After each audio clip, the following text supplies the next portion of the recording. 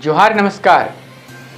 खबरें जो रहती हैं चर्चा में, खबरें जिस पर बातें होती रहती हैं, कुछ नवीनतम ताजा खास खबरों में से कुछ खबरों पर आइए नजर डालते हैं। देखिए 5 मिनट में 15 खबरें। राज्य में मौसम ने एक बार फिर करवट ली है। आज राज्य के 10 जिलों में बारिश और कोहरे का डबल अटैक देखने को मिलेगा। बीते 24 घंटे में जहां कुछ हिस्सों में हल्की बारिश दर्ज की गई, वहीं अब बंगाल की खाड़ी में बने निम्न दबाव का असर राज्य के दक्षिणी और मध्य इलाकों में दिखने की संभावना है। मौसम विभाग ने पूर्वानुमान जारी करते हुए बताया कि झारखंड के दक्षिणी और मध्य हिस्सों में हल्की बारिश हो सकती है। इसके साथ ही घने कोहरे की संभावना है, जो ठंड को और तीव्र कर देगा।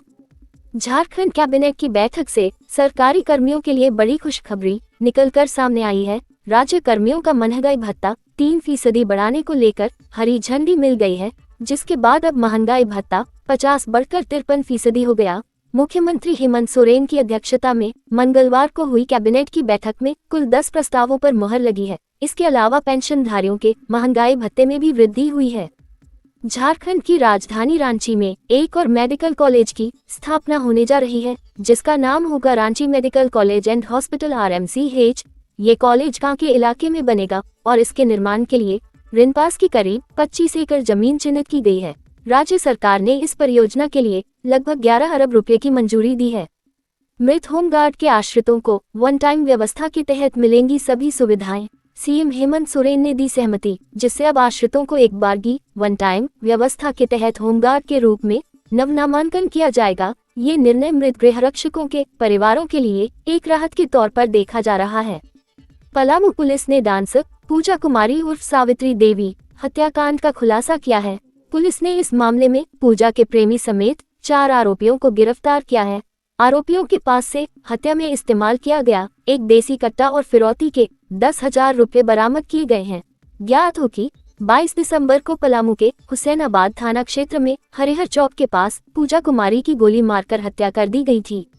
घर घुसकर हाथियों ने बुजुर्ग को पटक कर मार डाला, परिवार ने किसी तरह बचाई जान। गिरिडीह जिले के डुमरी थाना क्षेत्र स्थित अतकी पंचायत के एक आदिवासी गांव में हाथियों के झुंड ने जमकर कहर मचाया। इस दर्दनाक घटना में एक बुजुर्ग की मौत हो गई। मृतक की पहचान सिकरा मांझी के रूप में हुई है। लातेहार जिले के विभिन्न क्षेत्रों में इन दिनों जंगली हाथियों का आतंक बढ़ता जा रहा है। ताजा घटना में बालूमाथ थाना क्षेत्र के पिंडारकोम गांव के पास स्थित जंगल में एक वृद्ध पर हाथियों ने हमला कर उसकी जान ले ली। मृतक की पहचान पिंडारकोम गांव के गुलाब यादव के रूप में हुई है। मंगलवार को उनका शव जंगल से बरामद हुआ। झारखंड में एम्बुलेंस सेवा की लापरवाही से लोग अपनी जान गंवा रहे हैं, बोले बाबूलाल मरांडी। बीजेपी प्रदेश ने झारखंड में 108 एम्बुलेंस सेवा की स्थिति पर चिंता व्यक्त करते हुए कहा कि यह सेवा गंभीर चुनौतियों का सामना कर रही है। उन्होंने बताया कि एम्बुलेंस की रिस्पांस टाइम में भारी देरी हो रही है, जो मरीजों की जान के लिए खतरा बन चुकी है।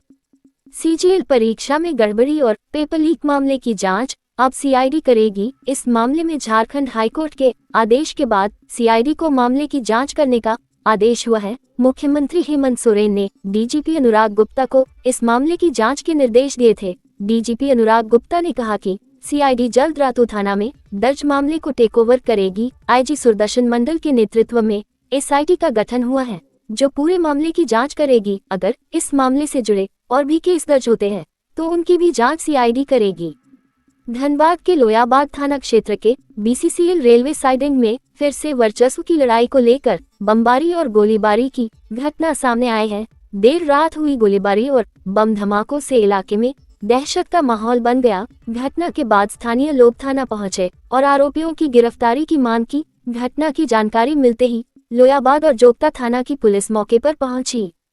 लातेहार पुलिस ने झारखंड में प्रतिबंधित उग्रवादी संगठन people's liberation front of India PLFI के एक सक्रिय सदस्य को गिरफ्तार कर बड़ी सफलता हासिल की है।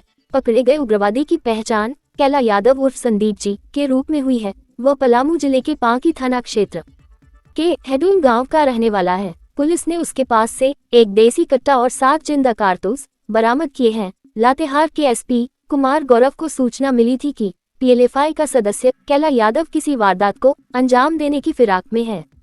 खूंटी SP की मौजूदगी में थानेदार चला रहे ट्रैक्टर खेतों में चल रहा अफीम विनिष्टीकरण अभियान SP अमन कुमार ने खुद खड़े होकर करीब 70 एकड़ में लगी अफीम की खेती को नष्ट करवाया। ये कार्रवाई अलग अलग जगहों में हुई है। इस मामले में एसपी अमन कुमार ने कहा कि अफीम की फसल को नष्ट करने का अभियान जारी रहेगा। जिस थानेदार के क्षेत्र में अफीम की फसल की जानकारी मिली, वैसे लोग विभागीय कार्रवाई को लेकर तैयार रहे। लोहरदगा थाना क्षेत्र के हेसल चौक के समीप ट्रक और स्कॉर्पियो की भिड़ंत में स्कॉर्पियो चालक बाघा निवासी हीरानाथ शाह की मौके पर ही मौत हो गई। वहीं बाघा निवासी अशोक उरांव, दीपक उरांव और नीरज उरांव समेत अन्य एक गंभीर रूप से घायल हैं।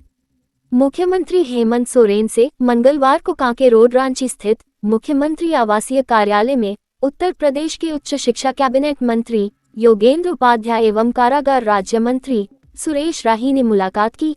इस अवसर पर मुख्यमंत्री हेमंत सोरेन को उन्होंने भारतीय संस्कृति एवं आस्था के प्रतीक प्रयागराज महाकुंभ 2025 में सम्मिलित होने हेतु सादर आमंत्रित किया। सीएम ने दोनों मंत्रियों को सप्रेम स्मृति चिन्ह भेंट कर उनके प्रति आभार एवं धन्यवाद ज्ञापित किया।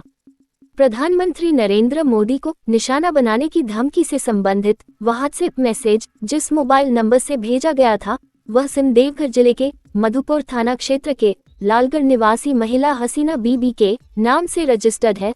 हसीना बीबी लालगढ़ में छोटा मोटा दुकान चलाती है और बीड़ी बनाती है। उन्होंने बताया कि 2018 में बेटे के हाथ से उक्त सिम खो गया था। इसके बाद उसकी सूचना थाने को नहीं दी थी, सिम भी बंद नहीं कराया था और दूसरा नंबर ले लिया था। अब उसी सिम से 7 दिसंबर को मुंबई के वली स्थित पुलिस कंट्रोल रूम में एक व्हाट्सएप मैसेज प्राप्त हुआ, जिसमें झारखंड के धनबाद और मुंबई में बम ब्लास्ट करने की चेतावनी दी गई थी और प्रधानमंत्री नरेंद्र मोदी को भी निशाना बनाने की धमकी दी गई थी।